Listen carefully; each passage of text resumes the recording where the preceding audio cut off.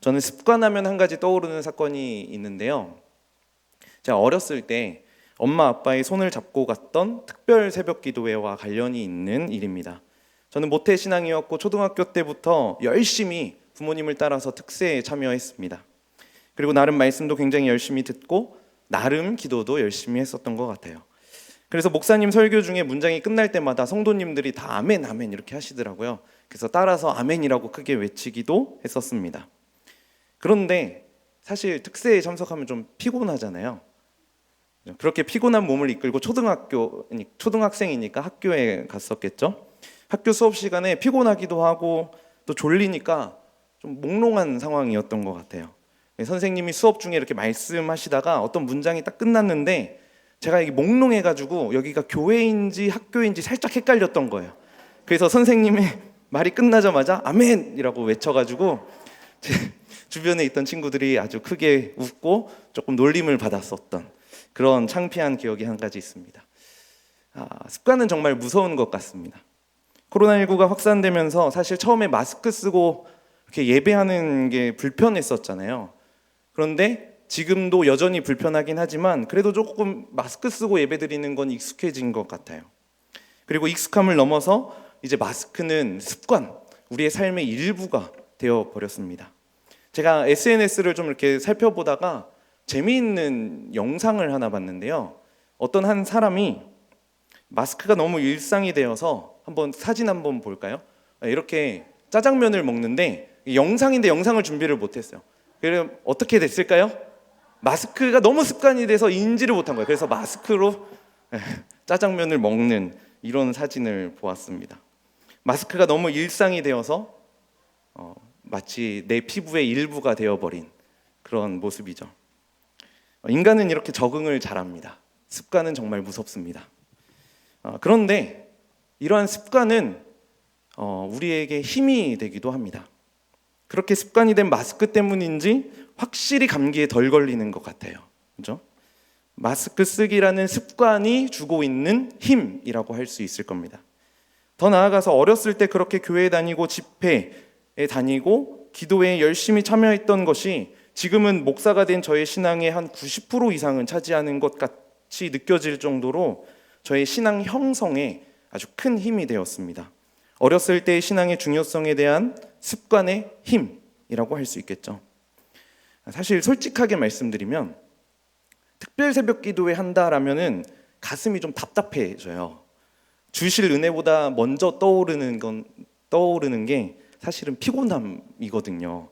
그런데 요새는 그러한 피곤함도 그리워지고 있는, 하나님 앞에 기도하고 그 말씀을 좀 듣고 싶은 그런 갈망이 생기고 있는 요즘입니다. 어쩌면 1년 넘게 지속된 코로나19의 상황들로 인해서 무기력해진 우리의 신앙 때문일 수도 있겠고, 늘상 드려왔던 예배와 이런 기도회들, 집회들을 자유롭게 하지 못하는 이런 상황들, 그리고 주일 예배도 교구별로 돌아가면서 드려야 하는 이런 상황들, 그리고 지난주부터 교육부서 현장 예배가 재개되긴 했지만 학년별로 돌아갈 수밖에 없는 이런 상황들, 우리에게 예배에 참석하고 함께 기도하고 함께 찬양하는 거룩한 습관들이 유지되어야 하는데 지금 우리에게 놓여진 상황들이 이러한 습관들을 잊어버리게 만드는 그런 상황으로 나아가고 있다는 것이죠. 저는 정말로 우리의 모든 성도님들이 함께 모여서 예배하고 함께 찬양하고 온 마음을 다해 기도하는 그날이 너무나 그립습니다. 지금도 안전하게 방역수칙 내서 우리가 나름 잘 모여서 예배하고 기도하고 찬양하고 있지만 아직도 어쩔 수 없이 또 상황과 형편 때문에 온라인으로 예배 드릴 수밖에 없는 분들이 계시거든요. 자유롭게 예배할 수 있는 날이 하루속히 찾아오길 간절히 바라고 있습니다. 여러분들도 같은 마음이시죠? 사실 우리에게 거룩한 삶을 유지할 수 있는 좋은 습관들이 많이 있었는데 이러한 습관들로부터 떠나니까 우리의 민낯들을 많이 발견하게 됩니다. 삶의 예배가 얼마나 어려운 것인지, 일상의 예배가 얼마나 어려운 것인지 처절하게 깨달았습니다. 결국 우리에게 다시금 결단하게 하는 것, 그리고 지금 이 시대를 살아가고 있는, 이 상황을 살아가고 있는 우리에게 필요한 건 모이는 습관으로의 전환일 것입니다. 코로나19로 인해서 이러한 습관들이 무너지고 있고, 아니면 우리의 의지 박약으로 인해서 그러한 습관들이 무너져 가고 있다는 것이죠. 그러면서 거룩을 살아낼 수 있는 어두움의 습관들이 다시금 우리에게 자리 잡아가고 있습니다. 이러한 차원에서 주일 말씀이 다시 마음속에 떠오릅니다. 제자리로의 회복. 그 어느 때보다 필요한 시기가 아닌가 생각해 보게 되었어요. 성도의 제자리가 어딜까요? 바로 예배의 자리이겠죠. 그런데 오늘 본문에 이러한 거룩한 습관을 어떠한 핑계도 없이 조건과 환경에 상관없이 유지했었던 우리와는 너무나 다른 한 사람이 등장합니다. 그리고 그 습관을 무려 80여 년 동안 단 한 번의 흐트러짐 없이 유지했었던 믿음의 선배 한 사람이 등장하죠. 그 사람은 우리가 너무나 잘 알고 있는 다니엘입니다. 우리는 다니엘이 총리가 된 성공 신화에 대해서 너무나 잘 알고 있습니다. 그러나 다니엘의 진가는 그 어떠한 역경을 뚫고 총리의 자리로 오른 것이 아니라 기도의 자리로 무릎을 꿇으며 낮아졌다는 데 있습니다. 그래서 오늘 본문의 다니엘을 이렇게 묘사하는 것을 볼 수 있죠. 우리 10절 말씀 같이 읽어볼까요? 시작. 다니엘이 이 조서에 왕의 도장이 찍힌 것을 알고도 자기 집에 돌아가서는 윗방에 올라가 예루살렘으로 향한 창문을 열고 전에 하던 대로 하루 3번씩 무릎을 꿇고 기도하며 그의 하나님께 감사하였더라. 아멘. 다니엘은 전에 하던 대로 습관을 따라서 늘상 했었던 대로 기도하며 하나님 앞에 감사한 삶을 산 사람이었습니다.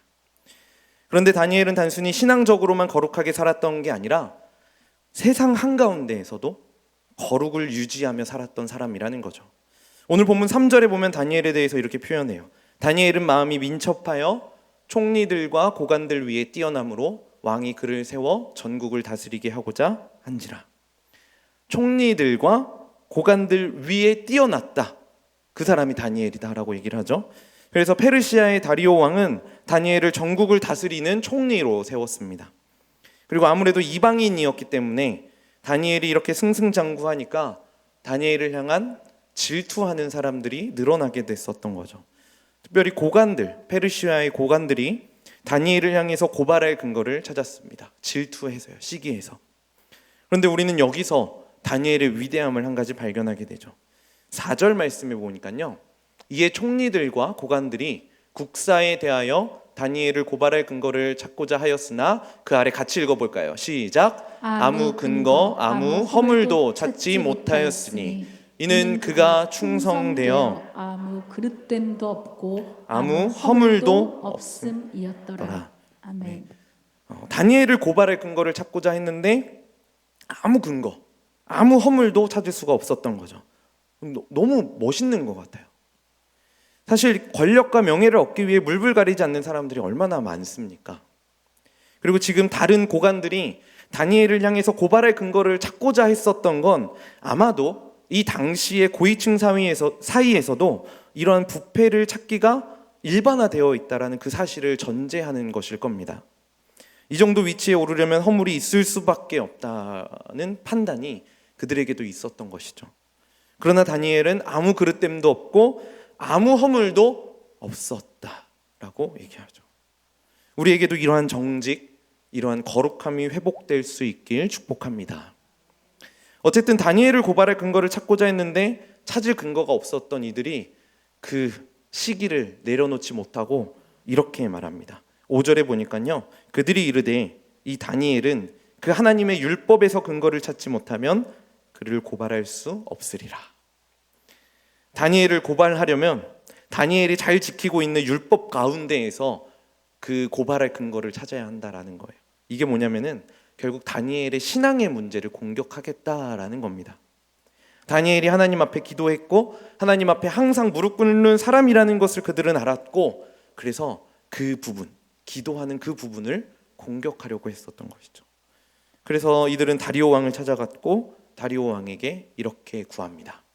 7절 말씀 우리 같이 앞에 보시고 읽어볼까요? 시작. 이제부터 30일 동안에 누구든지 왕 외의 어떤 신에게나 사람에게 무엇을 구하면 사자굴에 던져 넣기로 한 것이니이다. 그들이 다리오에게 요청했던 건 30일 동안 우리가 지켜보고 기도하는 사람이 있다면 우리 그 사람 사자굴에 넣읍시다. 이런 것이었습니다. 저는 이거 보면서 고관들인데, 그리고 높은 고위직에 있는 사람들인데 좀 유치하다라는 생각을 해보게 됐습니다. 30일 동안 기도를 못하게 한 거예요. 앞으로 유대인들 기도하면 사자굴에 넣는다, 평생 기도하지 마, 이런 게 아니라 30일, 한 달. 좀 유치하지 않나요? 결국에 이 금령은 늘 기도하고 있었고 늘 하나님 앞에 무릎 꿇었던 다니엘을 저격하고 있는 금령이라는 거죠. 자, 이제 우리가 다니엘의 입장으로 이 사건을 좀 보려고 합니다. 모든 사람들이 다 다니엘을 쳐다보고 있었습니다. 뭐 하나 걸리면 당장 고발하고 잡아갈 정도로 모든 시선이 다니엘을 향해서 집중되고 있었습니다. 그리고 그 기한은 30일에 불과합니다. 그렇다면 지금 이 순간에 다니엘에게 있어서 가장 지혜로운 방법은 뭘까요? 그냥 30일 동안 기도를 참는 거겠죠. 아니, 정확하게 말하면 기도를 참는 게 아니라 겉으로 드러나는 기도의 모습들, 그런 겉으로 드러나는 엎드리는 그런 모습들에 대한 절제가 필요할 거예요. 딱 한 달이니까요. 기도를 안 하는 것도 아니고 그냥 누군가에게 보이지 않게끔 아무도 모르는 곳에서 골방에 들어가서 기도하면 그게 정말 지혜로운 모습인 거죠. 그런데 다니엘이 어떻게 했죠?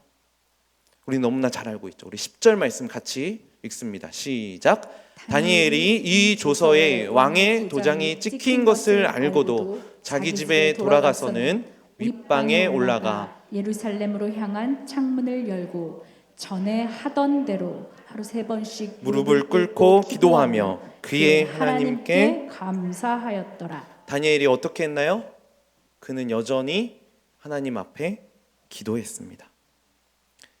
그리고 다니엘의 행동을 보시면요, 윗방에 올라가 예루살렘으로 향한 창문을 열고 무언가 감추려고 하지 않는 다니엘의 모습을 볼 수 있죠. 올라가서 사람들의 시선에 노출되기 쉬운 장소를 기도의 자리로 삼았던 겁니다. 그런데 다니엘은요, 일부러 사람들에게 보이려고 했던 게 아니라 사실은 늘 이렇게 했었던 거죠. 늘 이렇게 기도했었고 늘 그렇게 기도하던 습관을 다니엘은 포기하지 않았던 겁니다.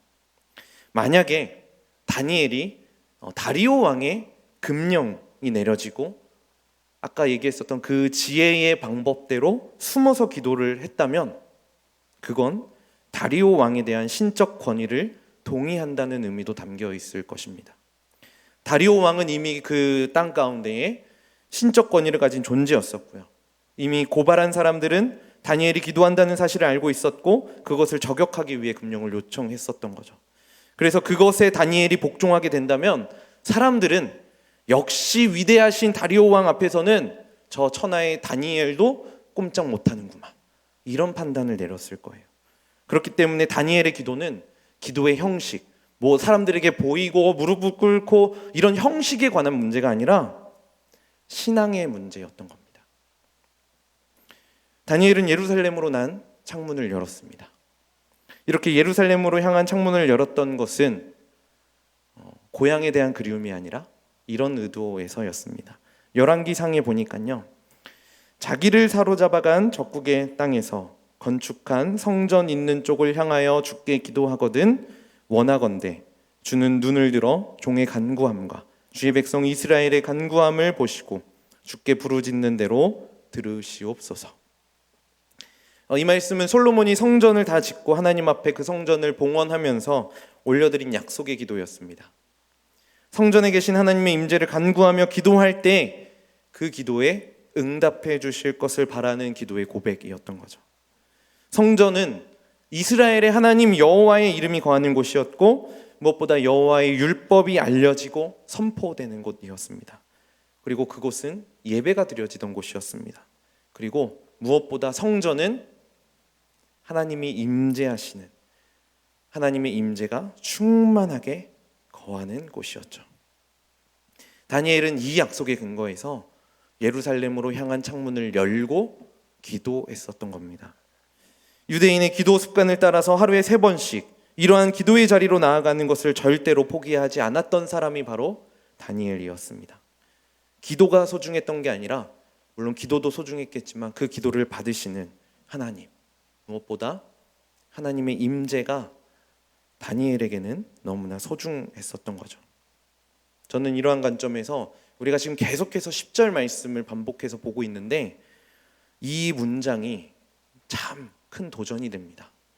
전에 하던 대로 하루 3번씩 무릎을 꿇고 기도하며 그의 하나님께 감사하였더라. 우리 좀 마음을 담아서 같이 읽어볼까요? 전에 하던 대로 하루 3번씩 무릎을 꿇고 기도하며 그의 하나님께 감사하였더라. 아멘. 전에 하던 대로. 다니엘은 그냥 전에 하던 그 습관을 잊지 않았습니다. 포기하지 않았던 거예요. 이렇게 하루에 3번씩 기도했다는 건 다니엘에게 단순히 기도의 습관이 있었다는 것을 훨씬 넘어서는 풍성한 의미가 담겨져 있는 겁니다. 지금 다니엘은 아마도 80여 세가 된 그 즈음 된 노인의 나이였을 겁니다. 80이 넘도록 자신의 신앙을 포기하지 않고 끝까지 하나님의 임재를 갈망했었던 80이 넘는 그 나이 때까지 기도의 습관을, 하나님의 임재를 갈망하는 그 습관을 포기하지 않았던 그 신앙을 보여준 사람이 바로 다니엘이라는 겁니다. 이러한 차원에서 우리가 한 가지 결단해야 할 것이 있습니다. 그것은 바로 우리의 창문을 열고 하나님을 향해서 열어야 한다라는 것이죠. 우리의 창문을 하나님을 향해서. 다니엘의 이러한 예루살렘을 향한 기도는 아까도 말씀드렸지만 단순히 고향에 대한 그리움만은 아니었습니다. 비록 지금은 바벨론 땅 한가운데 있지만 이 땅 한가운데에서 하나님의 일하심을 기억하고 하나님의 일하심을 기대하고 소망하는 그 마음을 다니엘의 마음 가운데 받아들였다는 것을 가리키는 거죠. 그 험한 바벨론의 세상 가운데에서 바벨론의 가치관, 바벨론의 우상 숭배를 따르는 게 아니라 계속해서 날마다 자신의 마음을 하나님께로 향해야 한다라는 그 결단의 고백을 창문을 열고 무릎을 꿇고 기도하는 그 다니엘의 마음가짐 가운데 포함되어 있었다라는 거죠. 그렇기 때문에 다니엘은 세상의 문화와 권력이 집중되어 있는 이 바벨론, 페르시아에 사는 게 아니라 다니엘은 하나님 나라의 백성으로서 그 이방 땅인 바벨론의 땅, 페르시아 땅에 살고 있었던 겁니다. 사랑하는 성도 여러분, 여러분은 지금 어디에 살고 계십니까? 여러분들은 어디에 마음을 두고 살고 계십니까? 비록 우리는 이 땅에 살아가고 있을지라도 우리는 하나님 나라를 바라보고 소망하며 살아가는 하나님 나라의 백성입니다. 무엇보다 이 땅에 하나님의 나라가 임하기를 간절히 바라며 살아가는 하나님 나라의 백성입니다. 그런데 우리는 때로 우리가 드리는 예배와 기도를 일상의 탈출로 여길 때가 너무나 많이 있어요. 죄 많고 어두운 이 세상에서 살다가 빛과 은혜가 충만한 하나님의 임재로 탈출하는 통로가 예배라는 거죠. 이 땅은 하나님의 나라가 아니기 때문에, 내가 살아가고 있는 땅은 하나님의 나라가 아니기 때문에 어둡고 죄 많은 곳이라 더 이상 소망이 없다라는 거죠. 결국 우리가 살아가는 삶은 하나님이 임재하시지 않는, 하나님과는 별개의 어둠의 세상이 되어버리고 만다라는 겁니다. 오늘 예배를 통해서 은혜 받고 하나님이 주시는 위로를 받고 그 힘으로 다시 하나님이 계시지 않는 남은 일주일을 살아간다. 하나님, 제가 하나님께 왔어요. 예배에 와서 이렇게 고백하는 거예요. 하나님, 제가 하나님께 왔어요.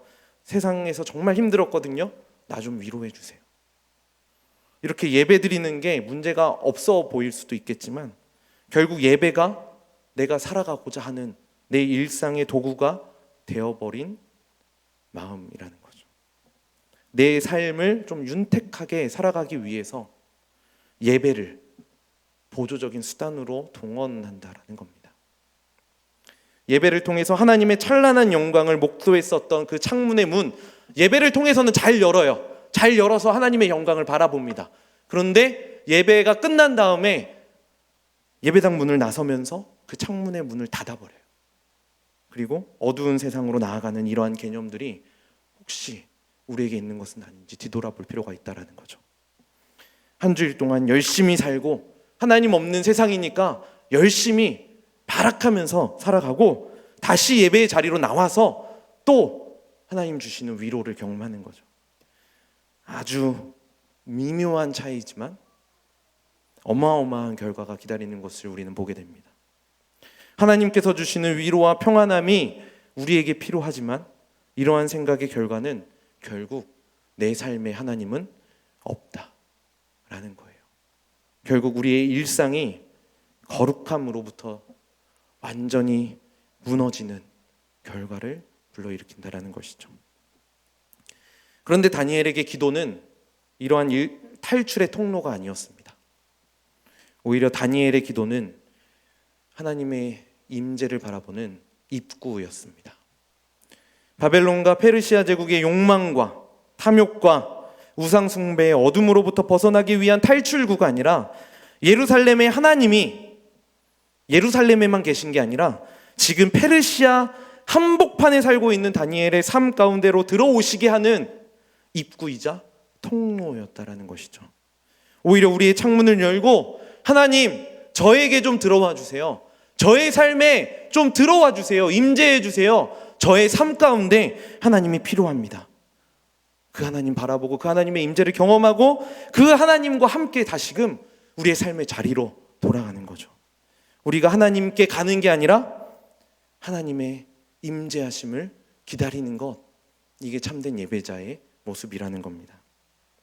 우리는 예배를 통해서 우리의 삶 가운데 늘 동행하고 계시는, 이미 우리의 삶 가운데 함께하고 계시는 그 하나님의 임재를 이 시간 다시 한번 경험해야 할 것입니다. 그 하나님과 동행하면서 그리고 예배가 끝났을 때에는 그 하나님과 함께 이 예배당을 나서는 겁니다. 그래서 그 주님과 다시금 삶을 통해서 동행하고 무엇보다 일상 속에서 드려지는 예배를 통해서 하나님 앞에 나아가는 것, 그 하나님의 임재를 경험하는 것이 우리가 살아가는 우리의 삶의 목적이 되어야 한다는 것이죠. 우리는 세상에서 우리 자신을 최고로 만들어주겠다는 수많은 유혹 속에 살고 있습니다. 재물의 유혹도 그렇고 명예의 유혹도 그렇죠. 근데 어쩌면 새벽마다 시간을 정해놓고 기도하는 습관이 때로는 내 자신을 인생의 주인으로 만들기도 합니다. 환난 가운데 건져달라는 기도도, 또 형통하게 해달라는 기도도 결국에는 내가 잘 되고 내가 높임받고 내가 드러나기 위한 수단으로 사용되어진다는 것이죠. 그 삶 가운데 하나님이 어디 있습니까? 내가 드러나고 내가 높아지기 위해서 하나님의 이름을 이용하는 것, 어쩌면 이것은 불신앙의 행위라고 할 수도 있을 것입니다. 우리가 반드시 기억해야 할 것은 우리의 삶의 주인은 오직 하나님이라는 겁니다. 그래서 매번 습관적으로 드리는 이 예배를 통해서 우리는 습관적으로 하나님의 임재를 경험해야 할 필요가 있습니다. 그리고 우리의 삶을 통해서 그 하나님의 임재하심을 동일하게 경험해야 할 필요가 있습니다. 결국 하나님께서 부르신 그 자리에서 어디서든 하나님을 예배할 수 있어야 하는 것이죠. 세상은 기독교를 향해서 모이는 것에 대해 지적할 수 있습니다. 그리고 지금도 지적하고 있죠. 그리고 우리는 세상의 기준이 제시하는 그 방역 수칙을 거절해서도 안 될 것입니다. 우리는 그 기준 안에서 하나님 앞에 드릴 수 있는 최선의 것이 무엇인가, 그것이 있기 때문에 그것이 무엇인가 고민해야 하는 것이죠. 다만 우리가 포기하지 말아야 할 것이 있습니다. 세상이 모이지 못하게 할지라도 우리가 포기하지 말아야 할 것이 있어요. 그것은 바로 하나님을 향한 예배입니다. 우리 절대로 이것만은 포기해서는 안 됩니다. 예배만큼은 우리가 절대로 양보해서는 안 되는 것입니다. 다니엘이 하루에 3번 하나님 앞에 기도하며 교제하는 그 시간을 포기할 수 없었던 것처럼 우리는 하나님 앞에 엎드리며 예배하는 이 시간을 결코 포기해서는 안 되는 것입니다. 왜냐하면 이것이 우리를 하나님을 붙잡는 신앙으로 살아가게 하는 힘이 되기 때문이에요. 하나님을 예배하며 나아가는, 습관적으로 드리는 것 같지만 그 예배를 통해서 우리에게 부어주시는 은혜를 경험할 수 있는 힘이 되기 때문입니다. 다니엘에게 시험이 다가왔을 때 다니엘을 지켜줬던 건 다니엘이 하나님 앞에 무릎 꿇었던, 그래서 하나님의 임재를 경험했던 그의 거룩한 습관 때문이었습니다. 전에 하던 대로 늘 하나님 앞에 기도했었던, 그 하나님의 임재를 경험했었던 그 과거에 임재하셨던 그 하나님, 그리고 또 지금 하나님의 임재를 갈망하면서 기도했었던 그의 거룩한 습관이 있었기 때문에 그는 날마다 하나님과 동행할 수 있었던 거죠. 믿음이 없는 눈으로 바라볼 때 다니엘이 무릎을 꿇었던 건 페르시아 제국을 향한 반역의 행위였지만, 믿음의 눈으로 바라보면 그것은 다니엘을 지키는 보호막이 될 수 있었던 겁니다. 열차의 습관은 선로에 있을 때, 기찻길 위에 있을 때 유효하겠죠. 선로 위에 있을 때 열차는 우리에게 아주 유용한 교통수단이 됩니다. 그러나 그 선로를 벗어난 기차는 안에 있는 사람들에게도 그렇고 밖에 있는 사람들에게도 위험이 됩니다. 마찬가지로 우리가 하나님과의 풍성한 교제의 기찻길 위에 있을 때, 그 하나님과의 교제의 선로 위에 있을 때 우리는 하나님의 놀라운 기적의 은혜를 발견할 수 있게 되는 겁니다. 다니엘 6장을 사람들이 바라볼 때 대부분의 사람들은 사자굴에서 살아나온 다니엘의 모습을 기적이라고 얘기합니다. 그런데 정말 기적은 다니엘이 사자굴에서 살아나온 게 아니라 전에 하던 대로 늘 하나님 앞에 하나님의 임재를 갈망하며 무릎 꿇고 기도하며 하나님과 동행했었던 그 다니엘의 기도가 바로 기적입니다. 우리 삶의 진정한 기적을 원하십니까? 사랑하는 성도 여러분, 예배의 자리를 기억하셔야 합니다. 하나님 앞에 무릎 꿇어야 합니다. 그리고 우리의 마음의 창문을 하나님을 향해서 활짝 열어야 합니다. 그때 우리의 삶은 하나님이 지켜주시는 안전한 기찻길이 될 수 있을 겁니다. 그리고 우리의 삶을 통해서 어느 곳에서든지 하나님을 부르신 그 자리에서 우리는 하나님의 임재하심을 충만하게 경험하고 하나님을 예배할 수 있게 될 것입니다. 우리 함께 찬양하며 고백할 텐데요, 이 찬양의 고백에 이런 고백이 있어요. 부르신 곳에서 나는 예배하네. 어떤 상황에도 나는 예배하네. 너무 중요한 믿음의 고백인데 우리는 이것을 잊어버릴 때가 너무나 많아요. 삶의 모습이, 삶의 그런 방향의 습관들이 부르신 곳에서 예배해야 한다라는 그 사실을 거부할 때가 너무나 많이 있습니다. 우리 시간에 이 찬양하면서 다시 한번 결단했으면 좋겠어요. 지금 제가 어느 곳에서든지 하나님 예배하길 원합니다.